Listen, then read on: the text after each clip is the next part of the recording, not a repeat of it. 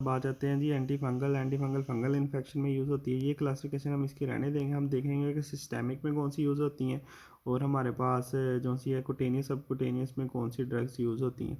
Systemic में सबसे पहले हमारे पास एम्फोटेरासिन बी है, फ्लूकोसाइटोसिन है, इकोनोकैनिडिन इकाइनोकैनिडिन्स है और हमारे पास एम्फोटेरासिन भी, फ्लूकोसाइड, इकाइनोकैनिडिन्स और एजोल्स हैं। अच्छा, इसमें अब आपने अगर आप गौर से देखें तो हम ना यहाँ से भी मैं आपको एक डायग्राम से करा दूंगा और वहाँ से भी इनका मैकेनिज्म ऑफ एक्शन क्या होता है। सबसे पहले इस डायग्राम से देख लेते हैं। जो से आपने याद रखना है एम्फोटेरासिन बी ये एक पोर है ना, तो ये हमारे पास एर्गोस्टिरोल के साथ बाइंड करता है और पोर बनाता है मेम्ब्रेन में और मेम्ब्रेन को डैमेज करता है। जो हमारे पास है ना एक्टिनोकैनिडेंस, ये हमारे पास बीटा ग्लूकेन सेंथेज को इनहिबिट करता है और बीटा ग्लूकेन की सेंथेसिस को इनहिबिट करता है और हमारे पास ये सेल वॉल की डिसरप्शन करवाता है। उसके बाद एजोल जो से होते हैं ये लेनोस्टिरोल से एर्गोस्टिरोल नहीं बनने देते। ये हमारे पास फ्लूकोसाइटोसिन हमारा रह गया। फ्लूकोसाइटोसिन हमारा है डीएनए सिंथेसिस इनहिबिटर। ये हमारे पास फ्लूकोसाइटोसिन फ्लूकोयूरासिल में कन्वर्ट होता है और फ्लूकोयूरासिल आपको पता है वो थायमिडीलेट सिंथेसिस का इनहिबिटर है और थायमिडीन की डेफिशिएंसी होगी और हमारे पास है जिसकी वजह से सेल को थायमिडीन नहीं मिलेगी और वो डिवाइड नहीं करेगा फंगल सेल। तो ये हमारे पास इसका हो गया। इसके बाद हम यहाँ से देख लेते हैं जी, जो मैंने आपको मैकेनिज्म बताया वो मैंने यहाँ पे भी लिखे हुए हैं। सबसे पहले एम्फोटेरासिन बी है। एम्फोटेरासिन बी अगर आप देखें तो ये हमारे पास सारे टिश्यू में डिस्ट्रीब्यूट होता है, पुअरली अब्जॉर्ब होता है जीआईटी से, इसलिए इसको लिपन सस्पेंशन या लिपोसोमल प्रिपरेशन में देते हैं। मैकेनिज्म ऑफ एक्शन इसका ये दूसरी लाइन पे लिखा हुआ है, एर्गोस्टिरोल के साथ बाइंड करता है और आर्टिफिशियल पोर बनाता है।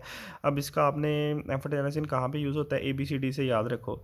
Aspergillus, blastomycosis, Candida infection, Cryptococcus और हिस्टोप्लाज्मोसिस। ABC और डी तो नहीं है, चलो एच से याद मैंने तो एच से किया हुआ, ABC और बाकी हिस्टोप्लाज्मोसिस मैंने वैसे याद किया हुआ था।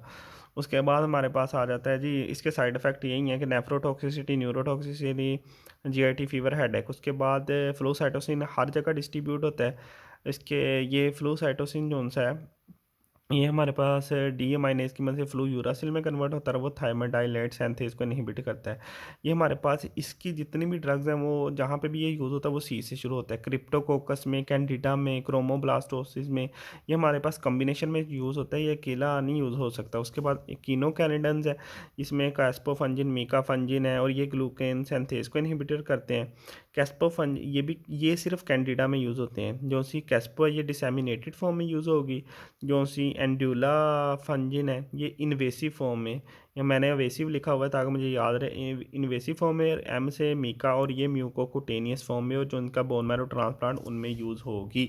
एम्फोटेरासिन बी जो से हमारे पास ABC से याद रखना, एस्परजिलस, ब्लास्टोमाइकोसिस, तीसरा कैंडिडा और कोक्सीडियोसिस और एच हिस्टोप्लाज्मोसिस। वैसे फ्लोकोसाइटोसिन जो से सारे सी वाले से, क्रिप्टोकोकस, कैंडिडा और क्रोमोब्लास्टोसिस। उसके बाद एकाइनोकैनिडन्स हैं वो हमारे पास कैंडिडा के इन्फेक्शन में यूज़ होते हैं। फिर उसके बाद हमारे पास एजोल आ जाते हैं। एजोल में कीटोकोनाजोल, के से कीटो और के से क्यूटेनियस, ये क्यूटेनियस और सबक्यूटेनियस में यूज़ होता है, इनहिबिट करता है P450 को, इसलिए वारफेरिन के लेवल जो है वो ज़्यादा कर देता है। ये गुलेडन हार्मोन को भी, ये हमारे पास वैसे साइड इफेक्ट है, पहले हम देख लेते हैं यूज़ कहाँ पे होता है।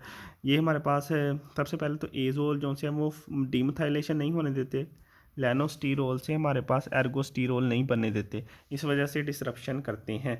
उसके बाद कीटोकोनाजोल, के से कीटो, वैसे तो के से होता है लेकिन ये कुटेनियस और म्यूकोकुटेनियस में यूज़ होता है। फ्लूकोनाजोल से आपने याद रखना है फ्लू नज़ला बंदे को, और फ्लो टू ब्रेन। फ्लू से आपने ओरल इसोफेगल कैंडिडा में ये यूज़ हो जाता है, समझ आ गई। उसके बाद CNS में पेनिट्रेट करता है, तो ये हमारे पास ड्रग ऑफ चॉइस है, क्रिप्टोकोकल नियोरफॉर्मेंस जो मनिंजाइटिस काज करता है उसके लिए। इत्राकोनाजोल में आपने ABC याद रखना है। ABC जोन सा मैंने आपको पहले बताया था, एम्फोटेरासिन में वो वाला। उसके साथ आपने म्यूकोकुटेनियस, क्रोमोब्लास्टोसिस और स्पोरोथेरिक्स में ये यूज़ होता है। वोरिकोनाजोल जोन सा, ये हमारे पास वोरी का मतलब होता है अगर पंजाबी में वोरी बढ़ गया, इसका मतलब है इन्वेसिव एस्परजिलिस है तो उसमें है, या वरी करनी है हमने, अब इन्वेसिव हो गया था हमने वरी करनी है, उसमें यूज़ होता है। पोसा जोन सा है, पी से पोसा, और ये प्रोफाइलैक्सिस है में यूज़ होता है जिन पेशेंट को कीमोथेरेपी जो करवा रहे होते हैं। वोरिकोनाजोल विजुअल डिस्टर्बेंस करता है। ये सारे हमारे पास P450 के इनहिबिटर्स होते हैं और हमारे पास GIT और हेपेटोटॉक्सिक होते हैं। सिर्फ जो सा कीटोकोनाजोल है ये हमारे पास ग्लैंडुलर हार्मोन वगैरह सेंसिस को भी इनहिबिट करता है। उसके बाद हमने एम्फोटेरेसिन बी देख लिया था, उसने हमारे पास बाइंड के थैरकोस्टिरोल से 4 बना दिए थे, ए बी सी और एच से वो करता था। उसके बाद हमारे पास फ्लूसाइटोसिन है, वो हमारे पास 3 में कर रहा था। एक सी से तीनों शुरू होते हैं, कैंडिडा से, क्रिप्टोकोकस से और क्रोमोब्लास्टोसिस से। फिर उसके बाद अकाइनोकोर्डियम कैंडेंस है, ये हमारे पास इसके 3 थे। मिक कैस्पोफंजिन, एविडुला और मिका। कैस्पो जो सा वो डिसैमिनेटेड फॉर्म में हम यूज़ कर रहे थे, जो से डोला है वो हमारे पास एवेसिव में या इन्वेसिव में, एम जो सा हम कटेनियस फॉर्म में यूज़ कर रहे थे। और उसके बाद हमारे पास ये हो गया हमारे पास सिस्टेमिक में, आपको समझ आ गई होगी होप सो।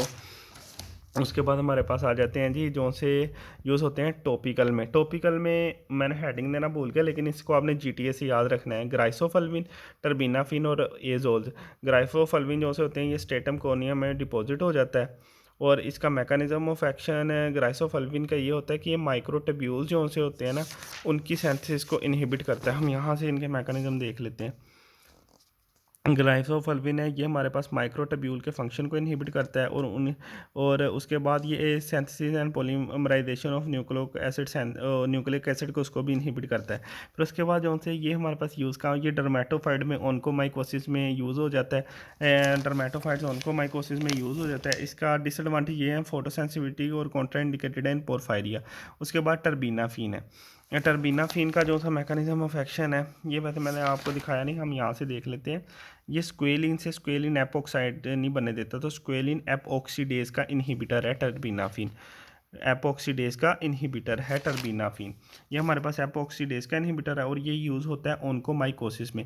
एजोल जो से हमने पीछे पढ़ लिए हैं, वो आपको एजोल्स का अगर मैकेनिज्म ऑफ एक्शन याद हो तो आपको इसके मैकेनिज्म ऑफ एक्शन में एजोल्स में पता होगा कि ये हमारे पास ना एर्गोस्टीरोल से लैनोस्टीरोल नहीं बनने दे रहा। फिर उसके बाद वोरोकिनाजोल और पोसाकनाजोल जो सा ये नहीं यूज़ होते एज हमारे पास इनमें। इत्राकोनाजोल जो सा है उनको माइकोसिस में यूज़ होता है। फिर उसके बाद फ्लूकोनाजोल जो सा वो भी यूज़ होता है, और कीटोकोनाजोल भी जो सा, ये डोज हमारे पास यूज़ होते हैं। फिर उसके बाद अगर हम टॉपिकल कैंडिडा के लिए फर्स्ट चॉइस एम्फोटेरेसिन बी होती है।